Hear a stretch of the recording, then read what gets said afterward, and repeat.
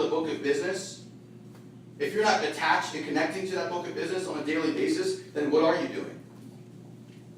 I think most real estate agents are simply occupying their time. They're simply finding the next distraction to keep them from calling an actual prospect.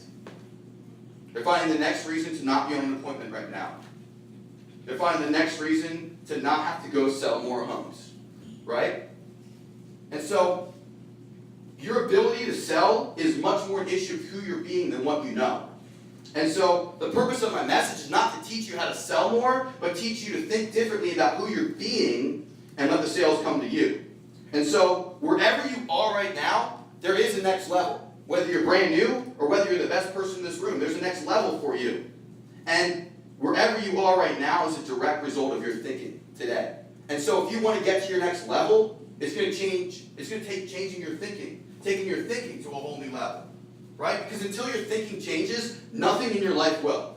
Absolutely nothing. Not in your personal life, your financial life, your health, your relationships. Nothing's going to change till your thinking changes. So if you look back at last year and it felt a lot like the year before, it's because your thinking hasn't been changing.